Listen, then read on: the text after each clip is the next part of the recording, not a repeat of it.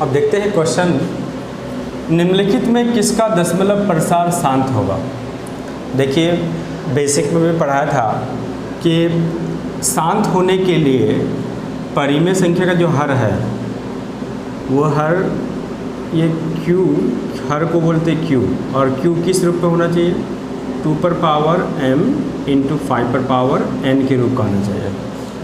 ठीक, अगर ऐसा है तो वो शांत होगा, अगर नहीं है इसके अलावा भी कोई संख्या आ रहा है तो वो अशांत होगा। चाहे इसके शांत होने के लिए चाहे तो 2 या 5 या दोनों संख्या गुना में, इसके अलावा कोई संख्या नहीं आनी चाहिए। तो आप देखते हैं, देखिए यहाँ पे 7 आ रहा है, ये शांत नहीं है। अब ये देखिए 39 को जब हम लोग ये करेंगे फैक्टराइज करेंगे तो 3 एकम 3, 3 तिया 9 है ना, ये भी नहीं है। उसके बाद 40 को देखिए, 40 को जब फैक्टराइज करेंगे तो 20 10 5, देखिए 2 और 5 आ रहा है, तो ये करेक्ट ऑप्शन होगा। अब नेक्स्ट क्वेश्चन है, निम्नलिखित में कौन अपरिमेय संख्या है। अपरिमेय संख्या देखिए ये इसका वर्गमूल 6 है जो कि परिमेय है, ये नहीं होगा। अब इसको देखते हैं, इसको सॉल्व करते तो 2 इंटू ये इसका मान 5 आएगा डिवाइड बाई 7 आएगा जो कि परिमेय संख्या है, ये भी नहीं होगा। मांग क्या रहा है, अपरिमेय संख्या मांग रहा है। अब देखिए इसको वर्गमूल से नहीं निकाल सकते हैं, तो इसलिए अपरिमेय संख्या यही है, ऑप्शन नंबर सी इस करेक्ट होगा। अब इसका 12 है। ठीक, नेक्स्ट क्वेश्चन नंबर 9 में कौन अपरिमेय संख्या है। देखिए इसको रूट से बाहर निकाल सकते हैं, ये परिमेय है। इसको भी निकाल सकते हैं, परिमेय है। इसको भी निकाल सकते हैं, परिमेय है। इसको नहीं, 25 को तो निकाल सकते हैं बट 5 को नहीं निकाल सकते, इसलिए यह अपरिमेय है, ऑप्शन सी इज करेक्ट। अब नेक्स्ट क्वेश्चन नंबर 20, 2.01001 कैसी संख्या है। देखिए यहाँ पे 01 है, 001 यानी 0 की संख्या बढ़ते गया है, तो ये रिपीट भी नहीं हो रहा है और ये शांत भी नहीं है, तो ये अशांत अनावृत्ति है। और अशांत अनावृत्ति क्या होता है, परिमेय संख्या नहीं होता है, अपरिमेय होता है। क्या होता है, अपरिमेय होता है, इसलिए ऑप्शन बी इज करेक्ट। अब नेक्स्ट क्वेश्चन नंबर 20 क्वेश्चन है, निम्नलिखित में कौन अपरिमेय संख्या नहीं है। देखिए अपरिमेय संख्या ये दशमलव के बाद 2525 रिपीट हुआ है, इसलिए क्या है, परिमेय है, इसलिए यह परिमेय है। ये रिपीट नहीं हो रहा है, ये भी रिपीट नहीं हो रहा है, और ये तो ये भी अपरिमेय है, ये भी अपरिमेय है, और ये परिमेय संख्या है, तो यह अपरिमेय नहीं है, यह अपरिमेय नहीं है, यह अपरिमेय है, यह अपरिमेय है, तो इसलिए करेक्ट ऑप्शन ए।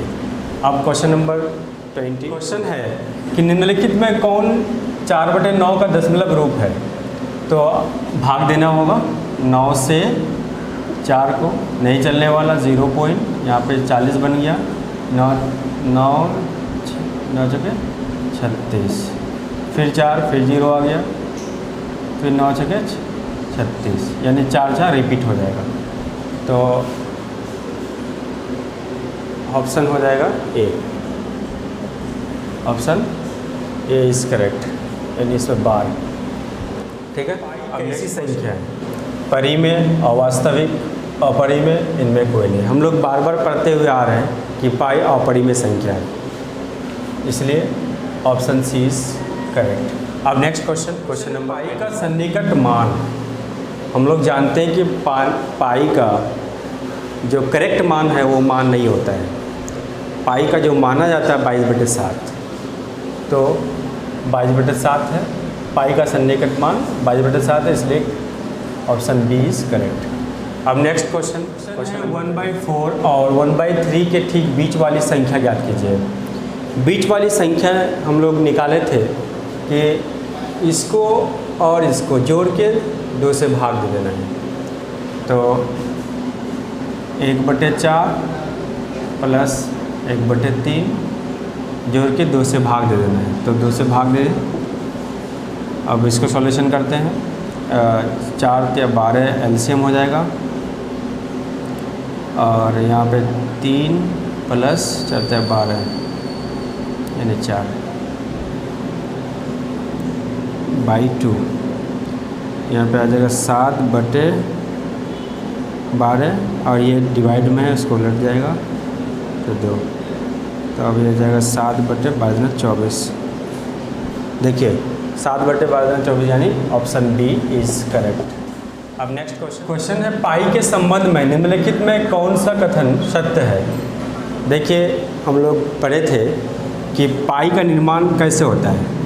जैसे वृत्त है, वृत्त का यहाँ से लेकर यहाँ तक मापिए और जितना होगा उसको लिखिए।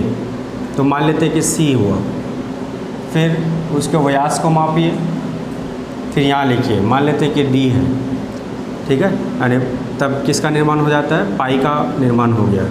पाई का मतलब है कि सी और डी के अनुपात, यानी किसी वृत्त की परिधि और उसी वृत्त के व्यास के अनुपात होता है, जो 22/7 माना जाता है, ठीक है। तो ऑप्शन नंबर ये नहीं होगा, ये नहीं होगा, ये नहीं होगा, direct option number B is correct. Question है 64 पर घात -2/3 निम्नलिखित में किसके बराबर है। तो पहले तो इसको सॉल्व करते हैं। 64 पर घात -2/3। अब 64 को हम लोग कैसे लिख सकते हैं, 32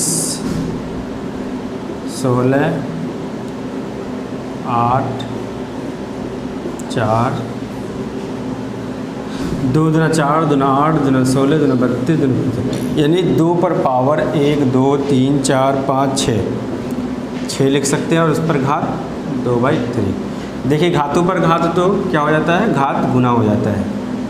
तो 2 6 × -2/3, 3 दूना 6, यानी ये कितना हो जाएगा 2, और ये -4, और -4 का घात होगा तो 2 गुना 2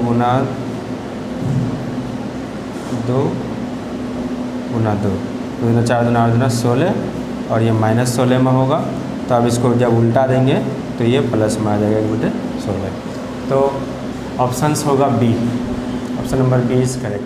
अब नेक्स्ट क्वेश्चन है, निम्नलिखित में किसके बराबर है। देखिए घातों पर घात है तो घात गुना हो जाता है, तो 1/5 पर पावर 3 पर होल पावर 5। तो ये 5 जो है इसके साथ भी घात है, इसके साथ भी घात है, तो घात का मल्टीप्लाई हो जाएगा। 1 का पावर 5 यानी 1, और ये 5 का पावर 3 × 5, तो ये आ जाएगा 1/5 पर पावर 15, ठीक है। अब ये इसको मैं ऊपर की तरफ ले जा रहा हूँ, तो ये है 15। अब करेक्ट ऑप्शन इज़ ए। अब नेक्स्ट है 4 पर पावर 3/5 × 4 पर पावर 7/5 निम्न में किसके बराबर है। तो इसको सॉल्व करते हैं। 4 to the power 3/5 × 4 raised to the power 7/5। तो आधार समान है, घात जुड़ जाएगी, तो जोड़ देते हैं 3/5 + 7/5। अब इसको एलसीएम लीजिए 5 का, तो 5 होगा, 3 + 7, तो 4 7 + 3 10/5, तो आ जाएगा 4 टू द पावर, यहाँ कैंसिल कर देंगे, यहाँ पे 2 आ जाएगा, और 4 × 4 = 16। Option B is correct. तो प्यारे बच्चों, इस प्रकार ये चैप्टर समाप्त हो जाता है। तो आप अच्छे से रिवीजन कीजिए। मैं आशा करता हूँ कि आपका ये चैप्टर 100% क्लियर हो गया होगा। Thank you, have a nice day.